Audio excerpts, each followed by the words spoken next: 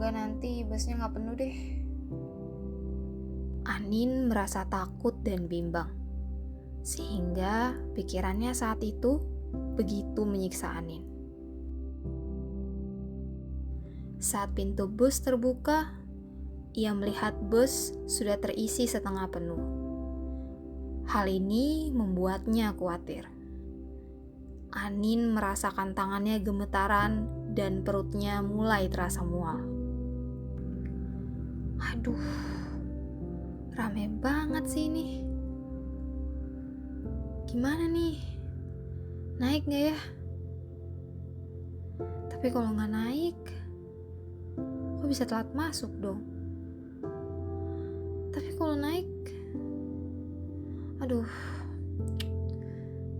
gak enak banget lagi. Aduh, gimana ya? Tapi kalau telat nanti aku bisa dihukum lagi di tengah lapangan. Tapi, aduh. Jadi naik kah, Mbak? Iya, Pak. Jadi.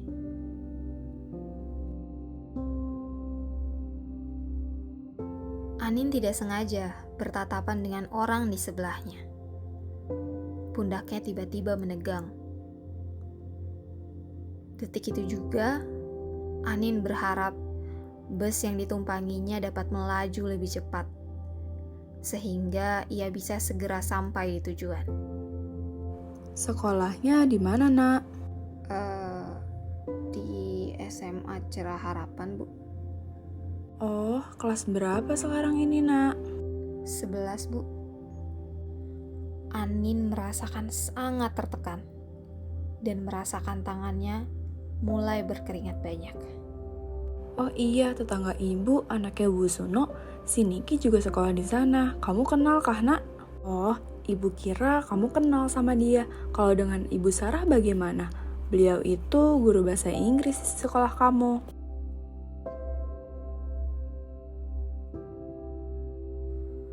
Aduh, udah pada datang semua lagi. Kan, tinggal aku doang pasti nih yang belum masuk.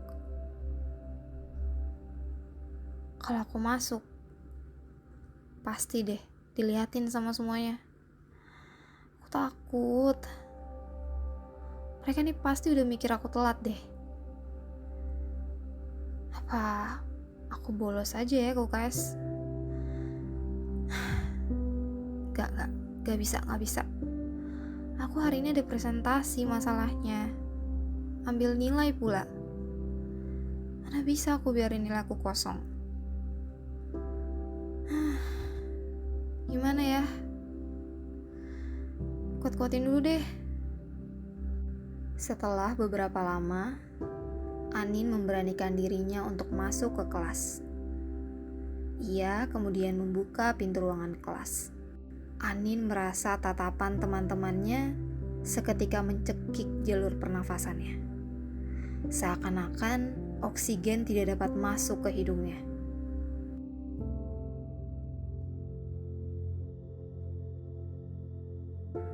Saat Anin sedang menunggu giliran untuk menyampaikan pendapatnya, ia mulai merasa rahangnya kaku dan perutnya terasa sakit, seakan-akan seperti terlilit. Saat tiba saatnya, Anin hanya bisa berbicara secara pelan, sehingga ia diminta untuk mengulanginya lagi oleh gurunya. Beruntungnya, Anin memiliki seorang sahabat seperti Ria, yang sangat mengerti dia. Nin, ayo kita ke kantin yuk. Aku lapar banget nih. Iya, ayo. Tapi semoga kantinnya gak penuh ya. Melihat keadaan kantin, Anin mulai merasa gelisah. Ria yang melihat perubahan ekspresi wajah Anin mencoba untuk menenangkan temannya. Kamu gak nyaman ya kalau makannya di meja yang tengah? Kalau gitu, kita pakai meja yang di sana aja ya. Tuh yang pojok lebih kosong, Anin. Tenang aja, Nin. Gak akan ada yang ganggu kamu di sini kok. Kita pesan makanan di sana aja yuk. Kosong di sana. Kamu mau makan apa, Nin? Nasi goreng dan es teh boleh deh. Aku juga mau itu. Pak, nasi goreng dan es tehnya masing-masing 2 ya. Makasih, Pak. Iya, siap, Neng. Li, kantin ini kenapa rame banget ya? Aku mulai risih deh. Mereka kayaknya liatin aku. Nin, mereka nggak ngeliatin kamu kok. Coba lihat sekeliling kamu deh. Mereka lagi makan dan ngobrol sama teman-temannya masing-masing. Tenang aja, mereka nggak akan ngejudge kamu kok. Anin merasa tidak nyaman makan di antara kerumunan tersebut. Ia mencoba tetap makan di keramaian walaupun masih dengan perasaan tidak nyaman. Ia lalu berusaha secepat kilat menghabiskan makanannya.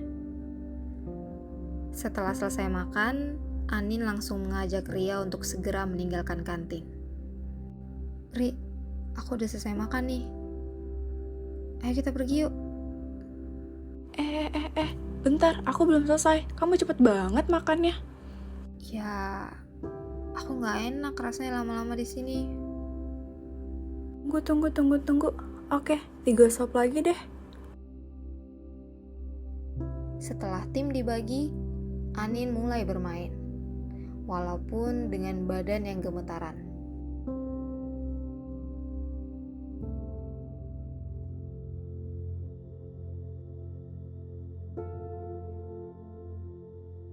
Sepanjang permainan berlangsung, degup jantung Anin terasa semakin cepat tiap menitnya. Hingga waktu tim mereka selesai bermain. Perasaan sesak dan mual membuat Anin tidak tahan lagi. Ia segera berlari menjauhi lapangan sambil menangis. Kamu kenapa, Nin? Kenapa bisa nangis begini? Guru BK kemudian melakukan pendekatan kepada Anin dan berusaha untuk membuat Anin merasa nyaman. Setelah beberapa saat, tangisan Anin mulai mereda. Dan Anin mulai bisa bercerita tentang permasalahan yang ia alami. Jadi begitu. Pasti gak mudah ya buat kamu. Coba deh kamu tarik napas perlahan, lalu keluarkan perlahan juga. Itu mungkin bisa membantumu jadi sedikit lebih tenang.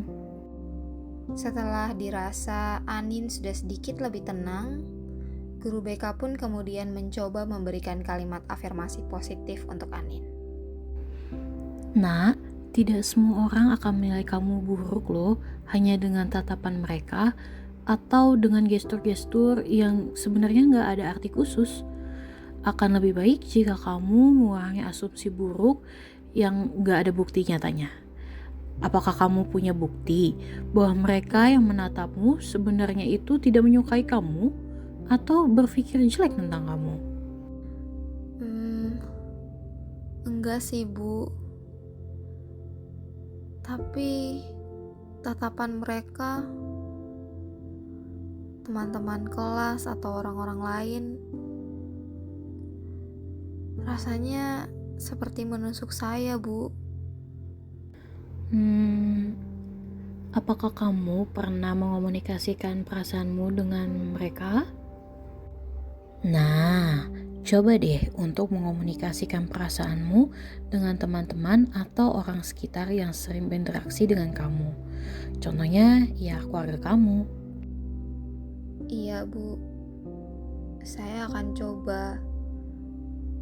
Tapi bagaimana kalau mereka melihat saya seperti orang aneh? Hayo, tadi apa ibu bilang? Jangan mengasumsikan hal-hal yang tidak baik tanpa adanya bukti nyata. Ibu percaya mereka yang menyayangi kamu pasti akan mengerti dan berusaha membantu kamu untuk menjadi versi terbaik diri kamu sendiri. Kalau kamu merasa kamu membutuhkan tenaga profesional untuk membantu kamu, ibu menyarankan agar kamu pergi ke psikolog. Mereka bisa membantu kamu mengatasi perasaan cemasmu. Baik, Bu. Saya rasa saya memang membutuhkan bantuan profesional. Ibu mengerti bahwa hal ini memang tidak mudah. Tapi ibu berharap dengan kamu berani mengambil langkah ini, kamu akan semakin membaik. Halo, saya Judin Syarafina Batam, saya psikolog klinis dan saya akan menjelaskan lebih detail tentang gangguan kecemasan sosial. Jadi, apa sih itu kecemasan sosial? Jadi, kecemasan sosial atau biasa disebut dengan fobia sosial adalah salah satu gangguan kecemasan di mana individu merasakan kecemasan atau ketakutan yang intens dan kuat terhadap situasi sosial atau untuk tampil di depan publik. Nah, individu ini akan merasa takut jika perilakunya itu akan dinilai atau dikritik secara negatif oleh orang lain. Bisa membuat orang itu menjadi cemas. Yang pertama, adanya genetik. Jadi orang tua yang memiliki kecemasan bisa saja menurunkan kecemasan tersebut terhadap anak-anaknya. Lalu juga adanya ketidakseimbangan zat kimia dalam otak. Lalu pengalaman traumatis seperti misalnya pernah dibully, lalu juga lingkungan yang penuh dengan tekanan, lalu juga pola asuh yang otoriter. Lalu untuk tanda-tandanya apa saja sih tanda-tanda seseorang itu mengalami kecemasan sosial? Yang pertama, dia bisa saja berkeringat berlebihan, baik di tangan ataupun di badannya. Lalu badannya itu bergetar, ya, gemetar. Lalu detak jantung juga cenderung lebih cepat, merasa mual. Lalu juga dia pusing, sakit kepala, dan juga dia cenderung menghindari atau sedikit adanya kontak mata. Dan dia juga biasanya menghindari aktivitas-aktivitas sosial. Oke, jadi gimana sih caranya buat individu supaya bisa mengatasi gangguan kecemasan ini jika dia ada di lingkungan yang baru atau di lingkungan yang ramai? Yang pertama, kita pastinya menerima dulu ya perasaan tersebut. Jadi kita tidak usah mendenial perasaan tersebut, kita terima saja. Lalu kita coba atur nafas dan relaksasi pernafasan. Caranya itu dengan menghirup udara dari hidung dan menghembuskannya lewat mulut. Lalu kita coba cari tahu apa sih yang membuat kita cemas, dan kita fokus sama apa yang bisa kita kontrol. Jadi kita fokus aja sama apa sih yang bisa kita lakukan, dan juga berpikir positif dan lakukanlah afirmasi positif. Kalau misalkan ditanya ada nggak sih dampak dari kecemasan, dan kalau misalkan kecemasan itu tidak diatasi, pastinya ada ya, karena kecemasan itu sendiri pasti bisa mengganggu kehidupan sosial kita. Jadi bisa mengganggu kehidupan di pekerjaan, di sekolah, dan juga di tempat lainnya. Oke, lalu apa aja sih kriteria seseorang itu bisa dikatakan mengalami gangguan kecemasan sosial berdasarkan DSM? Yang pertama, ketakutan atau kecemasan itu terhadap satu atau lebih situasi sosial di mana terlihat diamati oleh orang lain. Lalu juga merasa takut melakukan sesuatu jika menunjukkan gejala kecemasan akan dinilai negatif. Lalu, situasi sosial hampir selalu memancing ketakutan atau kecemasan. Lalu yang keempat, situasi sosial dihindari atau dihadapi dengan ketakutan atau kecemasan yang tinggi. Lalu ketakutan atau kecemasan tidak sesuai dengan ancaman sebenarnya yang ditimbulkan oleh situasi sosial. Lalu ketakutan atau kecemasan tersebut itu berlangsung biasanya selama 6 bulan atau lebih. Dan ketakutan atau kecemasan tersebut menyebabkan gangguan klinis yang signifikan pada kehidupan sosial, pekerjaan, atau bidang penting lainnya. Lalu yang terakhir, ketakutan atau kecemasan tidak disebabkan oleh efek fisiologis atau zat atau kondisi medis lainnya. Cara-cara apa saja sih yang bisa dilakukan supaya bisa mengatasi atau mengurangi kecemasan? Yang pertama, kita bisa melakukan relaksasi, lalu juga latihan pernafasan, dan juga mengikuti pelatihan keterampilan sosial. Dan jika memang dibutuhkan, bisa untuk datang ke bantuan profesional seperti psikolog untuk mendapatkan terapi seperti CBT, mindfulness, hipnoterapi. Dan untuk kasus yang berat, juga bisa datang ke psikiater untuk mendapatkan obat. Lalu, apa sih yang bisa kita lakukan kalau misalkan ada anggota keluarga kita atau teman dekat kita yang mengalami kecemasan sosial? Yang pertama, kita bisa memberikan dukungan dengan memberikan motivasi dan juga afirmasi positif. Dan juga bisa mengajaknya untuk ke psikolog. Oke, jadi afirmasi positif yang bisa kita lakukan adalah kita bisa melakukannya sambil melakukan gerakan butterfly hug ya. Jadi lakukan seperti ini, lalu sambil berikan afirmasi positif kepada diri sendiri seperti misalnya, saya menyayangi diri saya sendiri, lalu tidak apa-apa kok untuk melakukan kesalahan, itu manusiawi, lalu juga semuanya akan baik-baik saja.